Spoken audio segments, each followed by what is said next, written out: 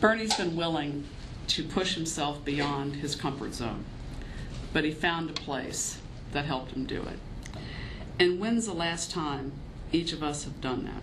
When's the last time that each of us have purposely set out to broaden our diversity horizon? And I'm talking to myself as much as I'm talking to you. How can we individually join in this collective journey to inclusion on which Kim is leading us?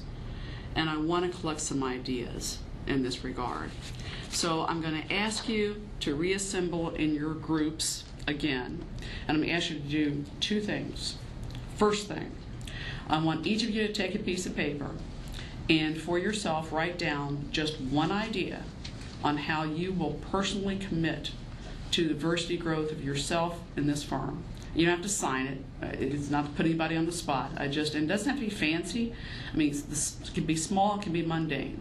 And I think sometimes the small, mundane things are the more doable and the ones we're more likely to actually carry through and may have the greatest long-term impact. So I want you to write down your one idea for you, and then I want you to point yet it could be the same or a different one, up to you, scribe, spokesperson, who will report for your group one idea. I mean, you'll have many ideas, but you'll just report from one idea from your group, and I'll leave the selection criterion to you, whether it's the most innovative or the one that most of you thought of or the one you'd most like to see us consider, and report it then at the end of, again, about 5 or 6 minutes. And then when you guys leave, there are boxes in the back and boxes outside. Put your ideas in the box, because we've been doing this all over and we've gotten some fantastic ideas back, and we want to review them and think about implementing them and the general initiative for future training. So if you'll reassemble in your groups and take, again, 5, 6, 7 minutes, and then we'll hear what we got to say.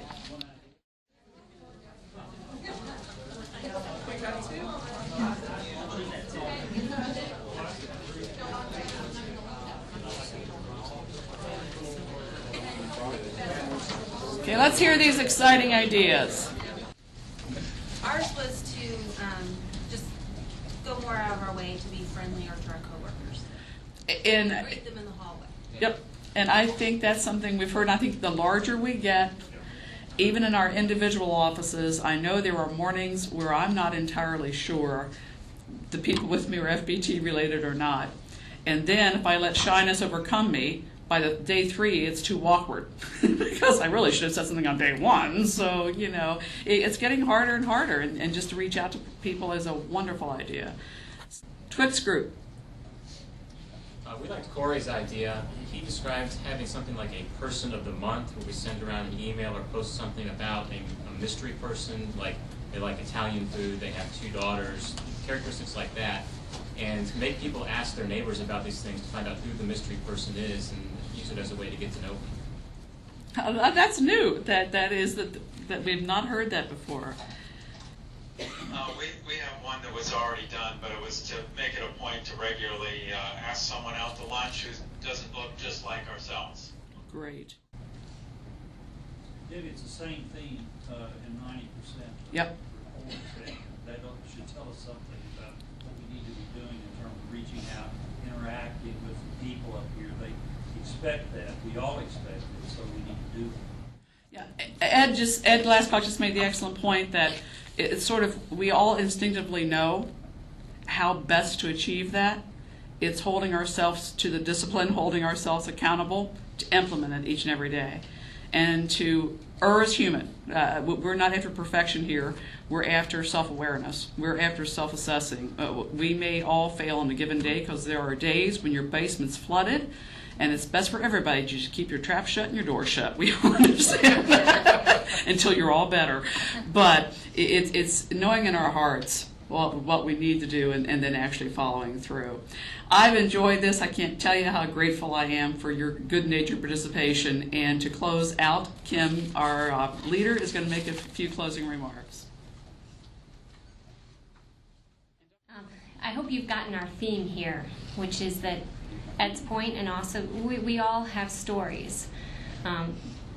Bernie has shared his very personal story with us, and I want to very briefly share part of mine because I think it illustrates a point. My maiden name is Garcia. My father was Hispanic, but he was never a part of my life. I didn't know him. Last year he passed away, and family I didn't know I had, brothers, sisters, aunts, uncles, cousins, hundreds of Mexicans found me. I love tacos, but I cannot speak 10 words of Spanish. So while the EEOC form says I'm Hispanic, when our clients ask us what diverse lawyers are bringing a diversity of cultures and ideas and thoughts to their legal work, I don't think I'm what they're talking about. I'm starting to reconnect with that family and learning more about that culture, but I don't think I'm what they mean. I do think they mean Ali Razagi. Now, Ali is an associate in our Cincinnati office, Persian background, brown face, great culture and story that he has brought to us and our law firm. On the EEOC form, Ali is white and I'm Hispanic. My point is this: none of this is easy. It's not black and white. It's not just about the color of our skin. We all have stories. And I can't do this alone.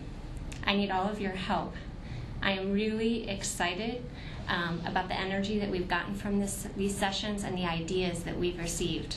I look forward to continuing to work with many of you that have already begun to work with, and to continue to work with more of you. Please drop your ideas in the basket. Also, if something comes out of this session, if you have a lunch that you wouldn't have had before and you have a discussion and you meet somebody, shoot me an email. If you become part of an organization that you wouldn't have thought about before, let me know about it.